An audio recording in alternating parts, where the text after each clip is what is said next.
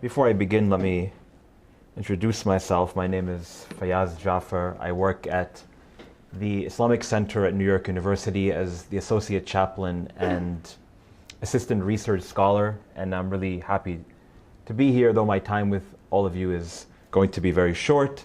I hope that this discussion is going to hopefully begin some sort of conversation and dialogue where we will be able to build off upon it for the rest of the evening. Traditionally, in any gathering that I begin or that the Muslim community begins, we often initiate with the Islamic greeting of peace and blessing, in which we state, Assalamu alaikum, which literally means may peace and blessings be upon you all. So thank you all for coming out today. And this discussion, reflecting upon injustice or justice within the Islamic perspective, probably in light of the socio-political situation, is something that is incredibly imperative in order to understand a lot of the construct that we are living in at this moment. And let me begin by stating that a word like justice, similar to a word like knowledge, a word like mercy, compassion, love, beauty, all of the different metaphysical and spiritual themes that we reflect upon on a day-to-day basis are not relegated toward any sort of a religious construct. I myself, being a student of the religion of Islam or theologian, understand the word justice through the lens of the scripture and the Islamic tradition. But in reality, justice is founded and embedded within every single one of our hearts and every single one of our souls. Every human being desires justice. In the same way that every single human being desires to see mercy, desires to see beauty, desires to see love, to be loved, to be beautiful, to be just, to be merciful. When we look around us, though, we see that all of these themes are absent from within our eyes. Today we take a look and we turn on the TV, or we're flipping through our iPhones, and if you don't have an iPhone and you use an Android, I feel very bad for you. When we take a look moment by moment, we consistently are seeing realities of injustice and oppression always apparent in front of us.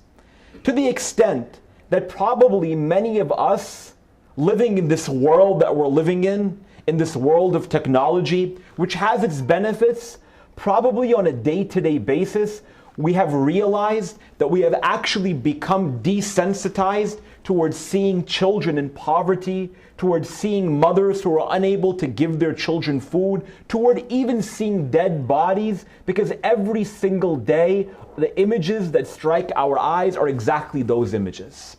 Where no longer we become sensitive toward the realities of seeing those things.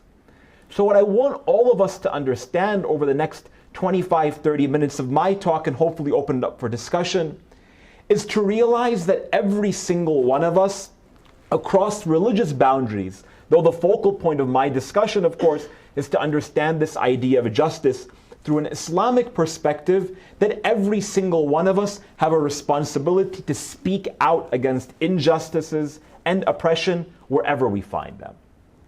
And every single day you are seeing injustice, and every single day we are seeing oppression.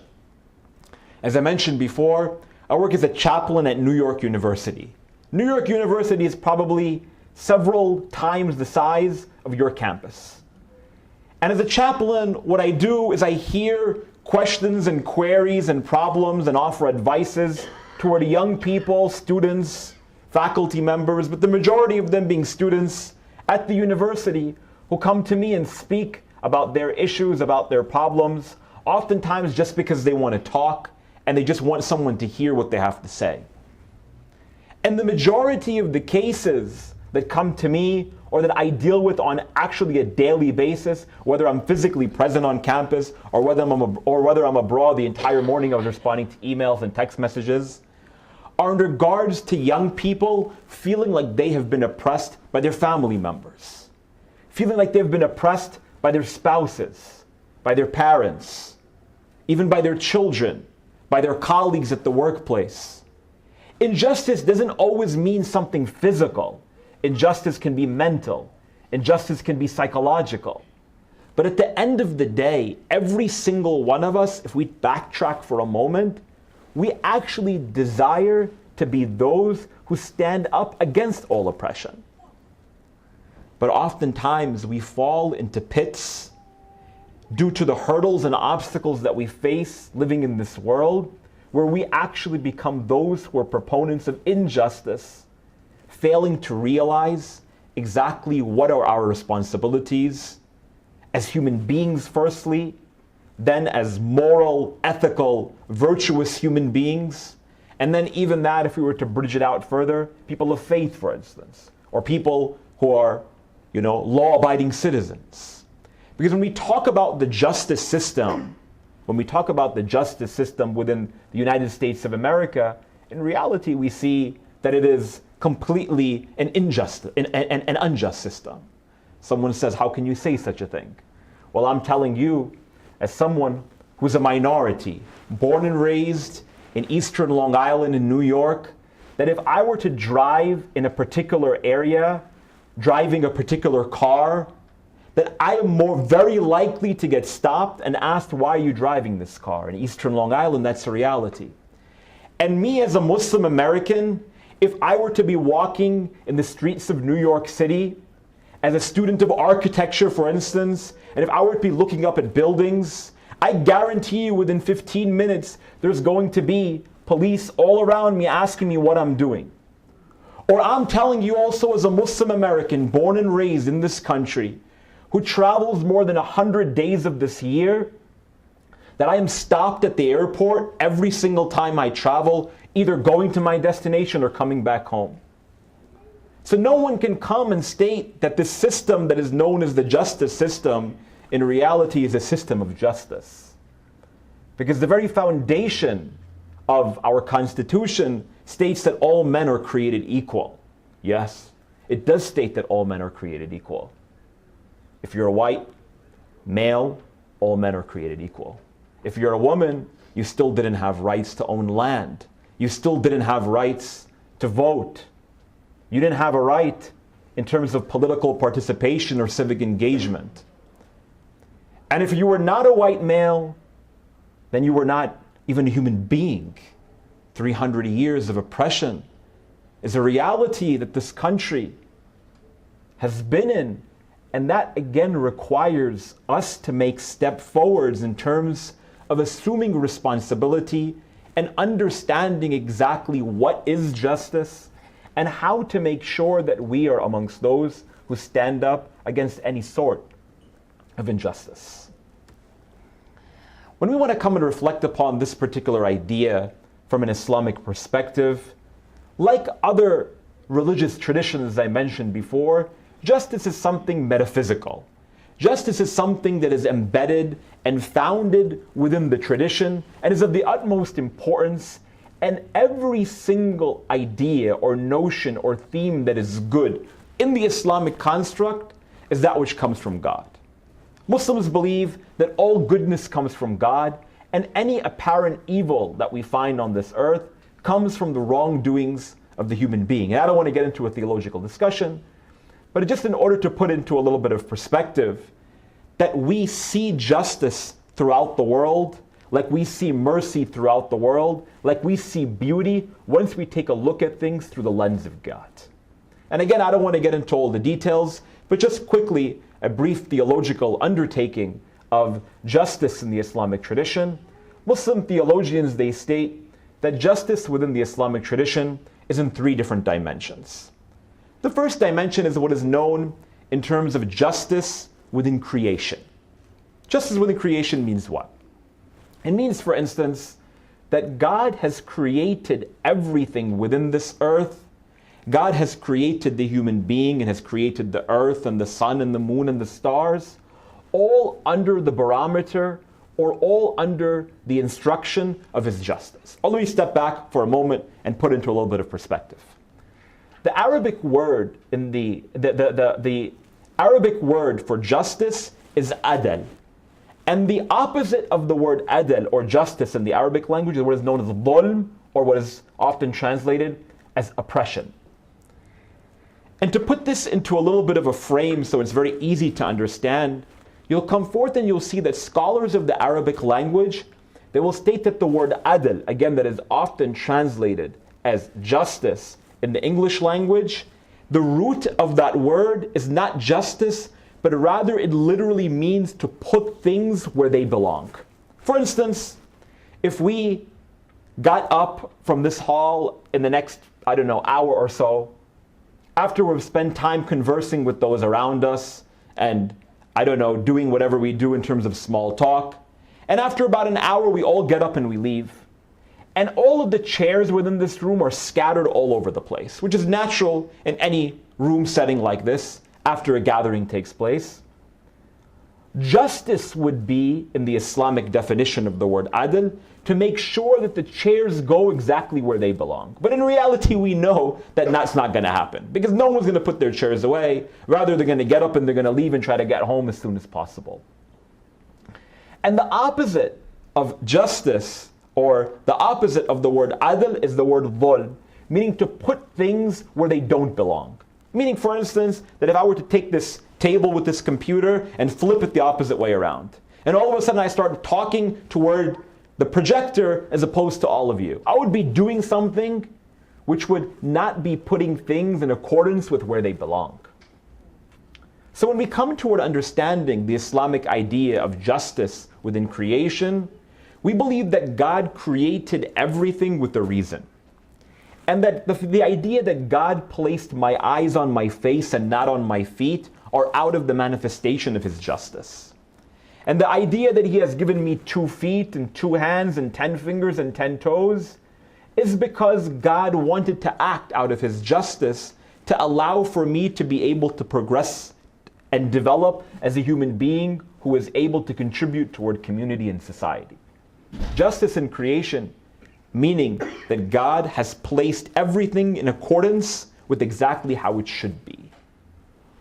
Whether we desire to abide by those natural laws is up to us as human beings. Secondly, we come to what is known as justice in legislation. In Islamic legislation, like many of you or some of you might be familiar with, there's a mandatory obligation for Muslims to pray 5 times a day, to fast during the 9th month of the Islamic calendar, which is coming in about the next 30 days or so, in the month of Ramadan, that many of you are familiar with. That all of these legislative practices instituted by God are those which God has established for us out of His justice, because that's how He wanted to maintain an opportunity for us to spiritually progress. And again, I don't want to spend too much time on this, but concluding the idea of justice within Islamic theology, we come toward this notion of justice within compensation, where in the Islamic tradition we believe that if one does a good deed, he will be rewarded that good deed. And if one does a bad deed, he has to pay an atonement for that bad deed that he performed, in the idea of, again, bridging out this notion of God's justice in terms of compensation. But what I really want to focus upon is this slide for the next couple of moments. The idea of justice as founded within the Quranic scripture.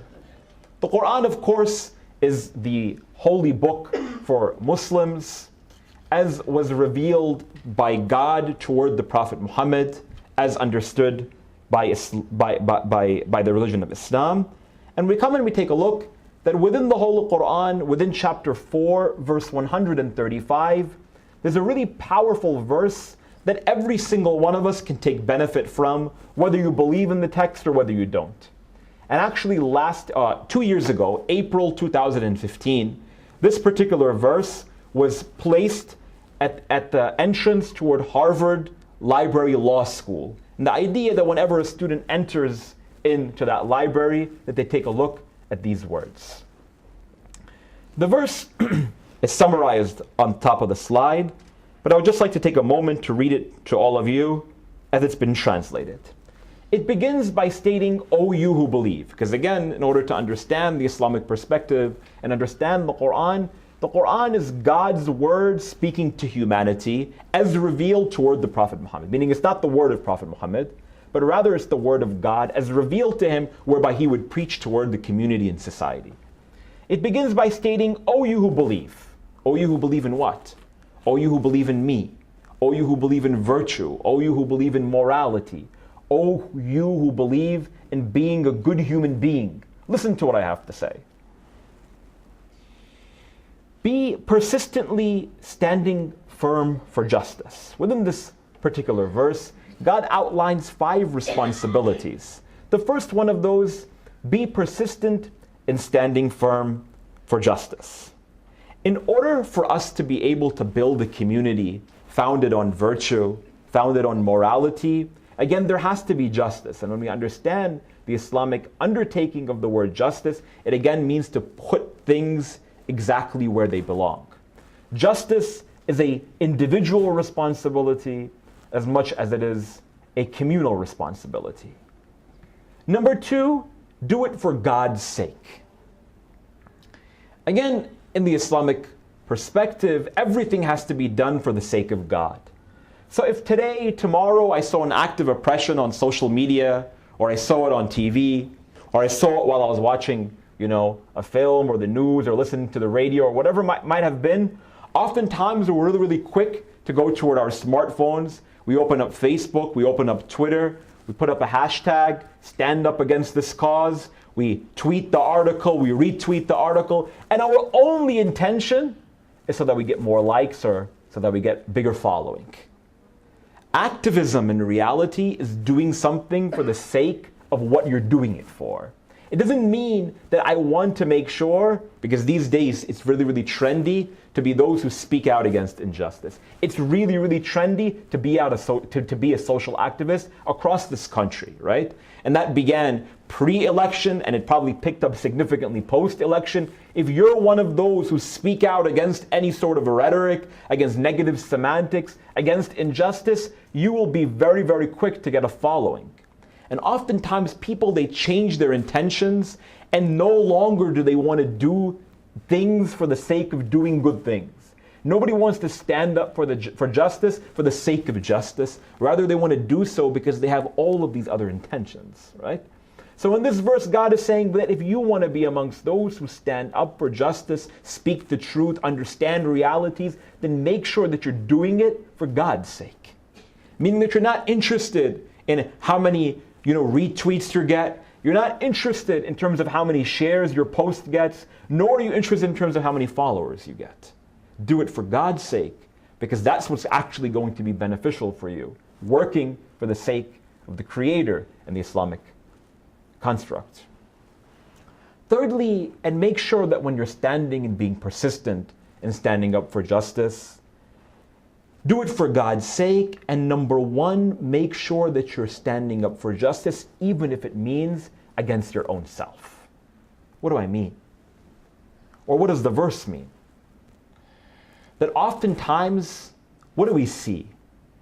That those people who openly preach this idea of justice, of mercy, of compassion, of beauty, of love, and all of the other sublime metaphysical qualities that we find in this earth, we find that they're often the people who are doing the most of the oppressing.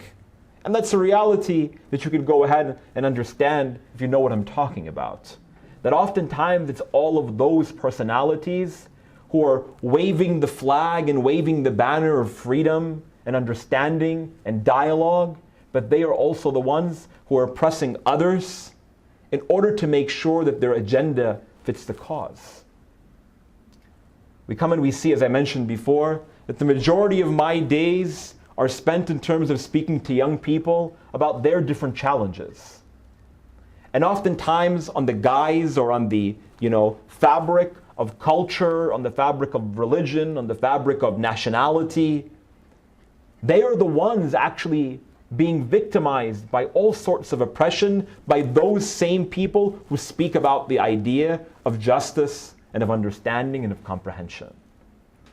How many instances in our communities, within our lives, people do we know who are, again, the foremost in terms of social activism, but at the same time, we come and we see hundreds of different scenarios and situations where those same people are those who are carrying out actions of domestic abuse, for instance.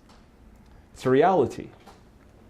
So make sure that when you want to be amongst those who stand up for justice, that the first thing that you take a look at is to make sure that you yourself are aligned and working for the right cause, and that you are not an oppressor yourself, even if it might be within your own household. Or against your parents or your relatives. Fourthly, oftentimes we'll never call out an injustice when it comes toward our family members. No one ever wants to disappoint those who they're closest with. In the Arabic language, the word states, أَوَ الْوَالِدَيْنَ أَوَ الْأَقْرَبِينَ. Aqrabeen doesn't only mean close relatives, but it also means people that you are close with. It doesn't have to be a relative. It could be a friend, it could be a confidant. That we're always often very quick to making sure that we're aligning ourselves with those who have similarities with us. Let me give you an idea, or give you an understanding, or give you an example. Many times what happens within this country and reality all across the world, we're very quick to support people from our community. Meaning, for instance, me as a Muslim, in issues of Islamophobia that are rampant across this world, I'm going to be very quick to make sure that anytime any person from my community is a victim of Islamophobia, which is a reality, I'm going to be quick to make sure that I condemn that and try to go out of my way to be at their support and speak out for them and so on and so forth. It's very easy to do such a thing.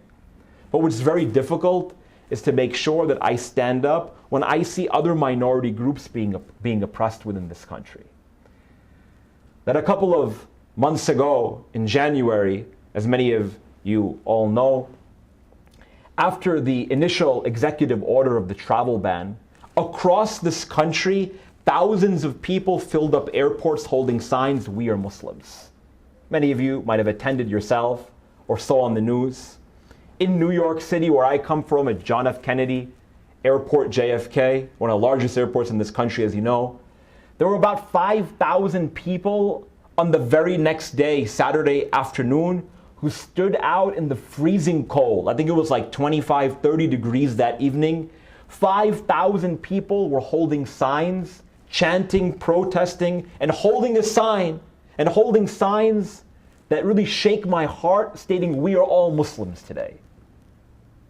A week later, when ICE raids, they began to inflict this country and start deporting undocumented immigrants, I can say that the same number of people who were ready to get up and stand were not there. And I can honestly state this. As a Muslim, Muslims did not go out in the numbers that they should have to speak out against that injustice in the same way that our Latin American brothers and sisters came out in support of us against that executive order. That every single day, marches, protests across this country, we come and we see that people have been of great support for my community. And again, I can only speak about my community. But at the same time, on the flip side, I can state that with all honesty and to the best of our ability, not to say that it hasn't happened at all, but the Muslim community hasn't gone out, for instance, to speak out in support of my black brothers and sisters who are being shot every single day across this country. Because it's very easy, again, to stand with those who have a lot of similarities with you. Your faith, your language, your cultural identity, the color of your skin. But there's such a reality known as privilege. And that means that standing up against the truth, wherever it might be. Going back toward this verse, that means even if you see injustice occurring from your parents or from your relatives, and the most important line, or the rich or the poor. We come and we see again that in this country, if you have a lot of money, You're going to be able to get out of pretty much any sort of crime very, very quickly. But if you're poor, you're going to get the brunt of oppression by law enforcement.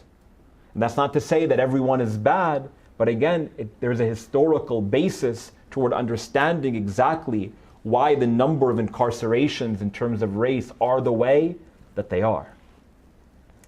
Fifthly, don't fall for your desires, but rather work for justice's sake.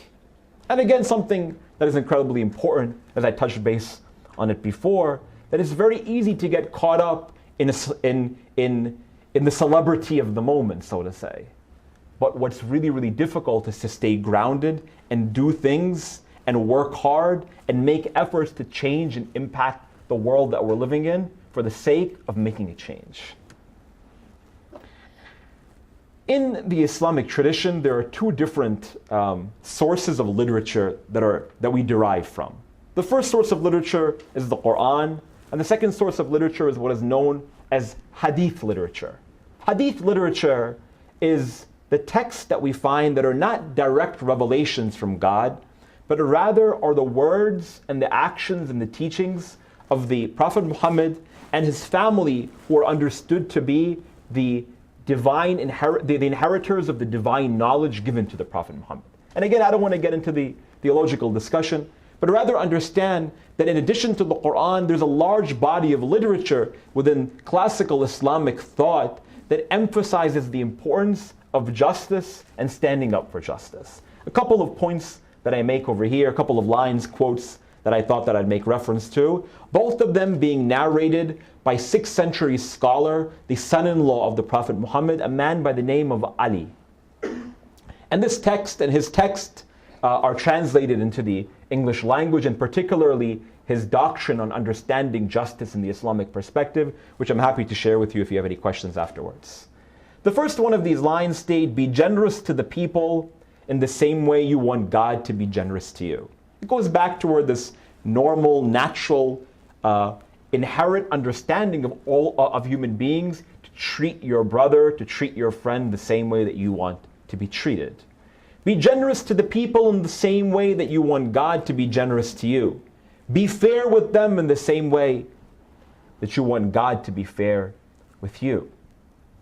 You want for someone to stand up for you, then you stand up for them. You want to be amongst those who are making an impact in the world, then you make an impact in the world of someone else. People are of two types, according to the second quote. Either your brother in faith or your equal in humanity. Meaning, again, don't look and don't worry about what faith, what tradition, what nationality, what culture. When you see an act of oppression, it becomes the responsibility of every single one of us to respond toward just that. And I want to spend a moment on this particular slide in terms of understanding maybe the most important idea or theme within the idea of justice in the Islamic perspective. The Islamic tradition emphasizes that we cannot find justice in community, in society, across this world until we find justice within the heart or within the soul. What does that mean? There's an emphasis on this idea that in order for us to make an impact in the world around us, we have to be amongst those who have already made that same impact within ourselves. Meaning, I can't come and stand in front of you, and I can't come and lecture all of you about justice and against oppression and being a good, moral, virtuous human being if I myself have not attained even a little bit of those qualities within my own life. I can't come and speak to people about treating their children well if I don't treat my child well. The words in reality are only going to go from my tongue to your ear, but they're not going to go from my tongue to your heart. The Islamic tradition emphasizes that if we want to make a change within this world, then it starts with ourselves. And it starts with ourselves being amongst those who admit that we're at fault, who admit that we've made mistakes, and who admit that our souls and our egos and wealth and power and all of the distractions within this world, they often allow for me to find obstacles on the path toward actually creating a system and an environment of justice. of a lack of oppression. We have to understand that no one can go out and speak toward a particular cause unless they themselves are striving to be amongst those who are actually, again, making a change within their own world. And again, it goes back toward this idea within the Islamic perspective of spirituality. That if I'm able to build out my heart and my soul and cultivate my being to be someone who is submissive toward God, submissive toward teachings within the tradition, then and only then I'm able to make a change. But if one fails to admit and find his own flaws and begin to rectify them, then he'll never be able to make that change. And when we come and take a look around us, we see three primary hurdles on the path toward this internal justice. The first one is wealth. If someone is going to pay me to not speak about a particular cause, I'm not going to speak about that particular cause, but not something so direct. We get influenced by positions that we're in. For instance, if we see an act of injustice at the workplace, we see that me as a male who's making more money doing less work than my female counterpart, all of a sudden it becomes my responsibility to speak out against that, even if it means losing my job, because that's the right thing to do. But we're not quick to do that because we're so concerned with our bank accounts. The second one being power and leadership. We live in a world where the one who talks the most, who talks the loudest, who says the most ridiculous and stupid things, he's going to be the one to stand in position of power and positions of authority. Power and leadership, they fade and they cloud one's judgment, where we only do more so we can attain more. In the Islamic tradition, there's a hadith narrated also by Ali in which he states, "Man malaka ista'thara." When someone owns something, when he gains, the one who gains more, the one who finally assumes a position of authority, he begins to crave more. It's just a system. It's been evident throughout human history. When we see ourselves in positions of power and leadership and of privilege, as I mentioned before, and we see ourselves not speaking out, then we know that we are in a problem. And the third one is the ego, the idea that I only want to do something for myself. I want to speak out for this cause, again, as I mentioned, for myself. I only want to do things and I only want to speak out against injustices if they're relative to me. And this is incredibly dangerous. And again, I don't want to take too much of your time. So just to conclude, so we can hopefully have some opportunity for discussion and dialogue, then what is our responsibility? And again, this goes far beyond the Islamic perspective. What is my responsibility to be amongst those who stand up against any sort of oppression? The first one of them is to be present. And again, I mentioned before that I sit oftentimes for hours within my office so that a young man, a young lady can come and talk about their lives. And oftentimes they're going to sit and they're going to talk for 35, 40 minutes, and I won't say one word.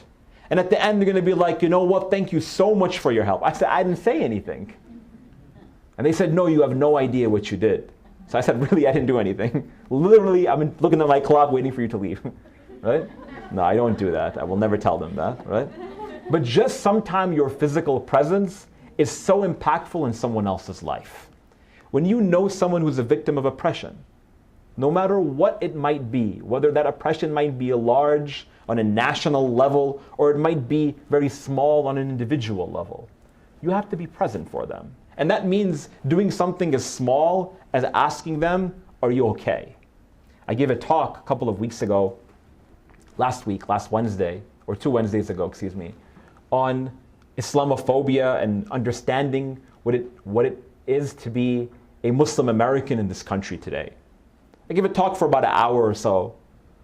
And at the end of this presentation of mine, someone stood up during the question and answer session and asked, "What can I do? How can I be amongst those who stand up against Islamophobia? I feel really bad for your situation. And I didn't know it was that bad. I didn't know that people are afraid to go to malls and to go to shopping centers or to ride public transportation." I know people in California don't believe in public transportation, is that right? But in New York, I'm afraid to ride, people are afraid to ride on the subway because they're afraid of someone pushing them onto the train tracks, for instance. Or people are afraid of going to the mall because of what someone might say to them. He said, I didn't know all of that. What can I do? I said, you asking that question for me is better than anything you can actually do because it shows that you care. Being present sometimes is so impactful for someone else that we just don't see through it at that moment. Number two, speak for those who don't have a voice. Not everyone, again, has the opportunity to go out and speak and have a voice and call out injustices across this world. Again, another example from my own personal life. I was giving another talk, and I do this quite a bit across New York as part of my task at New York University Islamic Center, where I tried to go and perform diversity training on Islam and sensitivity surrounding Islamophobia toward different institutions. And I was giving another talk, and this was at a Methodist church in New York City. And at the end, someone raised their hand and said, what are you doing to change your narrative? You, as a Muslim leader, what are you doing to change the narrative and the stigma that is attached with Islam? If you go online, you type in Islam, after like the 1, 2, 3, first couple of Wikipedia articles and, the generic Islam 101, the rest of those links are going to be about how Islam is the foundation of terrorism and wants to take over America and all of that other nonsense. He says, what are you doing to change that? I took a step back, man. I was like, I'm educating you. And that's, in my mind, I'm thinking, that's how I'm changing it. And this man, he was an elderly man. He was an African-American man. I was taken aback by his comment. And as I was about to respond toward him with a response that was probably not going to be impactful because I had no idea what to say, another lady who was also an African-American lady, she stood up. And she called out toward her colleague and said that we've been trying to change our narrative for the last 100 years and it hasn't been beneficial. It requires for people who are in positions to speak out for us to actually go ahead and make that change. And I thought that was really, really beautiful. Because every single day when I turn on primetime TV, I'm watching another man who's praying the Muslim prayer, and 15 minutes later he's trying to overtake New York City in his terrorist sleeper cell, like Homeland or like 24, or like every other show. That it's incredibly difficult for me to raise my daughter, who's almost 2 years old, in an environment where she's probably going to grow up in a school where there are going to be children who are going to look at her like she is someone who shouldn't be sitting with them, who shouldn't be talking to them. And the way that we're able to combat that sort of environment is for people to speak out when they have that opportunity to speak out. For people to speak for those who don't have a voice. And thirdly, don't wait for injustice to come to your door. Meaning what? That don't wait and think that I'm never going to have this problem, or I'll only make sure that I'm going to call it out when I'm a victim of it. Because again, that's not the right thing to do. That's not the moral thing to do. That's not the virtuous thing to do. That's not what it means to be a human being. To be a man, to be a woman, to be a human being is to make sure that we're looking out for people all around us in every single moment within our lives, and to not think that you're better than someone else because of what faith that you practice, or better than someone else because of the color of your skin, or because of what sort of socioeconomic status that you're within. We need to make sure that we are making and understanding and recognizing that we have individual responsibilities that can potentially be so impactful that it could change this world. Because at the end of the day, we have to make sure that we're working not only for ourselves, that I have to make sure that I'm not only working for myself, but I'm also working again for my 2-year-old daughter. And that I'm working out for other children and other communities and people all across this country who are being victimized every single day. And that's not what my faith teaches me. That's not what my religion teaches me. That's not what basic morality and humanity teaches me.